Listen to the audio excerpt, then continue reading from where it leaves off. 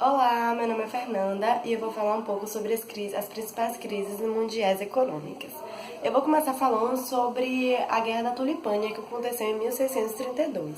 Bom, as tulipas elas foram introduzidas nos países mais baixos do século XVI. E assim, pelas tulipas, né, serem flores bem bonitas, elas tiveram um lucro muito alto, um lucro de investidores. Elas se tornaram como se fossem status na sociedade da Holanda. E na época, os bons negociadores, eles conseguiam tirar mais ou menos uns 6.000 florins neerlandeses, que era a moeda da época, o real, principalmente no verão, que a demanda era mais alta. Porém, por conta da demanda excessiva de tulipas, gerou uma superprodução e daí com isso os valores subiram muito também, né? E aí foi nisso que gerou também acabou gerando a ruína dos holandeses. Agora eu vou falar um pouco sobre a bolha de Mississippi, que aconteceu em 1720. Então, no século XVII, após a morte do rei Luís, John Lee, ele estava tentando resolver todos os problemas econômicos do país, que no caso era a França. Foi então que ele criou a Companhia do Ocidente, que emitia ações em troca de obrigações do Estado e de moedas. E daí foi então que ele se tornou o maior credor do governo francês. Porém, na época, a empresa não apresentava um bom desempenho. E aí começou a gerar muita desconfiança do povo, né? Porque eles não estavam acostumados também pelo valor que estava aumentando bastante. E aí, por conta dessas ações, por conta disso, as ações perderam super o valor. E aí, após isso, né, por conta da desconfiança, John teve que fugir da França. Logo após isso, houve a crise da Grande Depressão, que foi a famosa crise de 29, que aconteceu no ano de 1929. Começou assim, que em 1918 foi quando terminou a Primeira Guerra Mundial. E aí os países europeus eles estavam praticamente arruinados. E a Europa até tentava se reerguer, porém assim, ela já não era mais tipo o centro do mundo.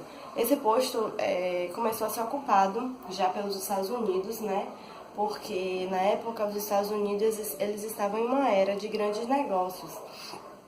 Porque foi um período que Henry Ford ele inventou a linha de montagem dos carros e aí ele começou a produzir muitos carros baratos, eram carros mais acessíveis para a população. Daí os Estados Unidos teve um avanço muito grande na questão da indústria e da agricultura, né? E aí também no dia de 29 de outubro de 1929 foi um marco, né? Aconteceu um marco que foi conhecido como a Terça-feira Negra, que foi a quebra de valores de Nova York, que aí começou uma série de suicídios, de investidores falindo, muita gente, né? Milhares de pessoas ficaram desempregadas com essa crise. Bom, logo após veio a crise de 1987, que aconteceu assim. Após a recessão causada pelo aumento do preço do petróleo, a economia dos Estados Unidos teve um crescimento bom até. Porém, com todo o desequilíbrio dos gastos do governo norte-americano, os orçamentos saltaram por níveis bastante elevados. E aí, nesse mesmo período, o mercado acionário foi tornando uma tendência artista, levando as ações e os preços, né, supervalorizados.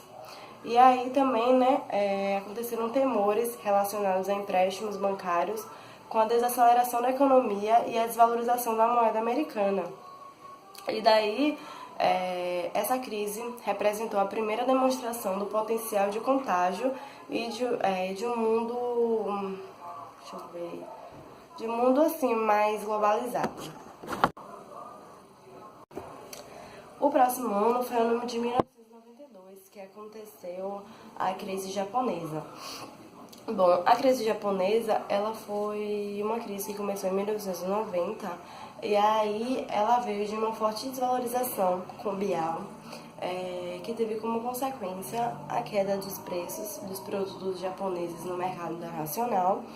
E aí nisso acabou obrigando também aos outros países a desvalorizarem também as suas moedas. O Japão estava naquela situação devido ao excesso de crescimento da economia japonesa, provocando uma valorização exagerada de seus produtos, de seus ativos, na verdade. E aí, a baixa procura dos compradores gerou aquela queda dos preços, né, dessas ações, que foi quando deu início a essa crise. Então, essa crise basicamente foi formada por isso, por causa da baixa procura dos compradores, por conta da queda dos preços das ações. Logo após, veio a crise mexicana, que aconteceu em 1994. A partir de 1998, a administração de Carlos Salinas, ele adotou um sistema controlado de desvalorização do peso. No que ele fez isso, começou a inflação mexicana, tipo assim, a inflação mexicana crescia acima da americana, o que não podia acontecer. Daí esse sistema não foi capaz de conter a valorização do peso, daí ficou resultando um drástico aumento em déficit em conta corrente. E aí a consequência disso, né, foi o domínio dos produtos importados de melhor qualidade sobre os produtos.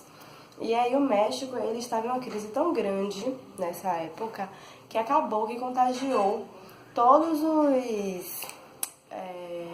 contagiou os títulos de todas as dívidas de todos os países. Em 1997 houve a crise asiática. A crise asiática, ela teve como causas, começando pela estratégia dos tigres asiáticos de atrelarem sua moeda ao dólar, né? Trocaram a moeda pelo dólar, e aí o modelo funcionou bem até 1995, quando o dólar caiu e o Japão decidiu desvalorizar a moeda. Daí também teve um endividamento externo do próprio setor privado do governo, e logo após também como causa teve o tráfico de influências e a troca de favores entre o governo e as grandes corporações. Em 1998 houve a crise da Rússia, que aconteceu assim. Em 1990 a Rússia passou por uma crise econômica muito forte, com altas taxas de inflação, o desemprego e o endividamento do povo, além do baixo crescimento econômico. Essa situação aconteceu por conta de uma mal sucedida transição de uma economia planificada para uma economia de mercado. E essa crise afetou bem negativamente a Rússia, né, devido à escassez do crédito internacional. A Rússia também ela foi vítima de um ataque, né, da Bolsa de Valores, que acumulou perdas de mais ou menos 50%, levando o governo a cogitar um pedido de ajuda ao FMI. Daí a recuperação da economia do país, da Rússia, só ocorreu em 1999, quando Vladimir Putin assumiu o poder. Em 1999, houve a crise brasileira, que foi os descontos inflacionários depois de tantas tentativas fracassadas realizadas pelo governo anterior, o governo anterior foi o ministro Fernando Henrique Cardoso, que teve também a ajuda do presidente Itamar Franco. Daí o novo plano dele se diferenciou dos demais, né, na medida em que não previa congelamentos de preços e de salários, porque muita gente desacreditava, né, na época disso. Daí a população, aos poucos, foi percebendo que os preços se mantiveram estáveis. Bom, em 2000 houve a bolha da internet. A bolha da internet ela foi marcada pela criação de novas empresas voltadas para a internet. Elas eram apelidadas de .com, que é como se fosse o site .com. E aí, ao longo do período, houve uma rápida ausência nos preços das ações, né, das empresas nas bolsas dos países envolvidos. E aí, não se sabe exatamente o motivo que a bolha do .com estourou. Mas eles acreditam que pode ter sido pelos maus tratos, né, de varejistas da internet. E a maioria deles encerrou após utilizar todo o seu capital de risco, sendo que muitas delas sequer chegaram a apresentar lucros. Em 2001, houve a crise de 11 de setembro. Em 11 de setembro de 2001, o mundo viu os ataques terroristas nos Estados Unidos. Aviões foram sequestrados por membros da AL, né?